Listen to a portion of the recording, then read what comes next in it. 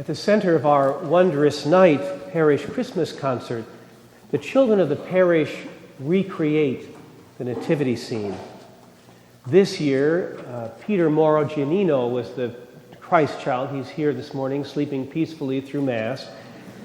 When the time came for Mary to give birth to her firstborn infant and wrap him in swaddling clothes, Stephanie placed Peter in the manger and stepped out of the scene. Now you can imagine, just off stage is a somewhat apprehensive mother who has just handed over her firstborn child to the watchful eyes of a pair of 8-year-olds playing the part of Mary and Joseph.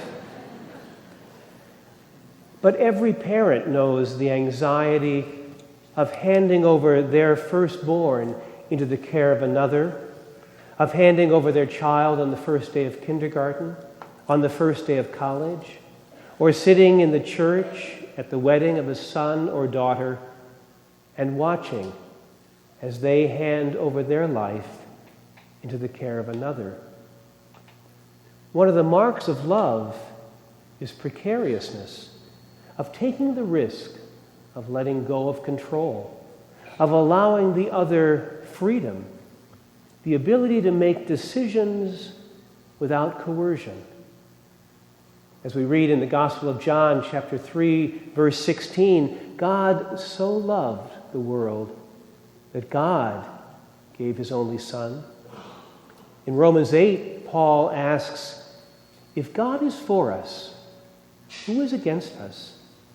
He who did not spare his own Son, but handed him over for us all, how will he not also with him freely give us all things? In the Gospel on Christmas morning, St. John reminds us that in coming into the world, Christ gave us the power to become children of God. Father Greg Boyle is a Jesuit priest, although I think if you put a red flannel suit on him, he could also fill in for Father Christmas. Father Greg spends his life bringing people home to themselves. Christians, he said, should stand where Jesus is standing, and Jesus is always standing with those on the margins. Greg is the founder of Homeboy Industries. It's the biggest gang intervention and rehabilitation program on the planet. And one of the core values of Homeboy Industries is kinship. Kinship is what happens when we refuse to forget that we belong to each other. We're actually hoping to host Father Greg here at Christ the Redeemer later this spring. But Greg tells about growing up in a big old house, and his parents told him and his 5 sisters and 2 brothers to never go in the attic, which is all they needed to hear. They were practically selling tickets. And on one of their trips up to the attic, they found a box of old record albums. One was labeled "Oh Holy Night" by Kathleen Conway, their mother's maiden name. It turned out that in her younger years, before 8 children, their mother was an opera singer. Well, they played the record, and they were blown away. They played it all the time, practically wearing out the grooves.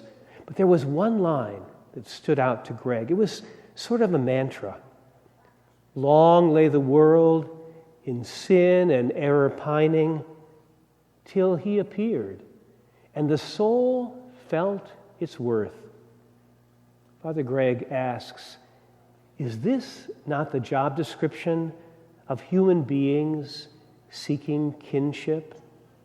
It's about appearing, remembering that we belong to one another, and letting souls feel their worth. Father Greg travels all over the world to share his experience of the gospel, and he often brings some of the gang members with him to speak and share their story as well. As you can imagine, most of the homies have never been on an airplane, much less out of the hood. Once a homie asked Greg if they were flying Virgin Airlines because this was their first time flying. Greg tells about the first time he brought Mario with him. Mario may have been the most tattooed individual ever at Homeboy. He was all sleeved out, neck blackened with the name of his gang, and his entire face covered in tattoos. At the airport, Greg watched as people sidestepped them. Mothers pulled their children in tightly. Recoiling was pronounced and widespread. And yet, everyone at Homeboy would agree that Mario is the gentlest of men. Well, Mario spoke first before an audience of maybe 1,000 people. He was nervous, his hands and voice shaking.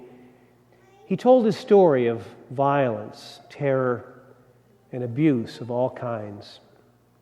His words, Greg said, were like flames. You had to keep your distance or get scorched. Well, after Greg gave his talk, he invited Mario to join him for the question and answer period. And a woman near the front stood up and spoke. She said to Mario, "You're a father, and your son and daughter are starting to reach their teenage years. What advice do you give them?"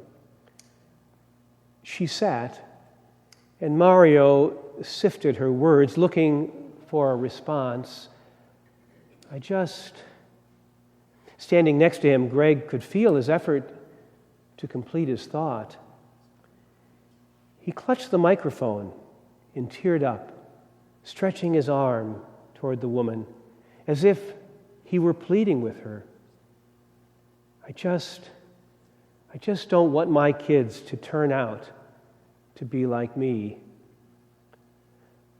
The woman stood again, and now it was her turn to cry.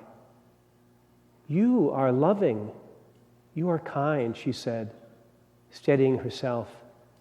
"I hope your kids turn out to be like you." Well, there wasn't much of a pause before the audience stood and began to clap. All Mario could do was hold his face in his hands. A lanky, tattooed gang member revealed his wounds in front of 1,000 strangers who lost the temptation to despise him and recognized themselves in his brokenness, and the soul felt its worth. Mother Teresa diagnosed the world's ills in this way: we've just forgotten that we belong to each other. Kinship is what happens to us when we refuse to let that happen.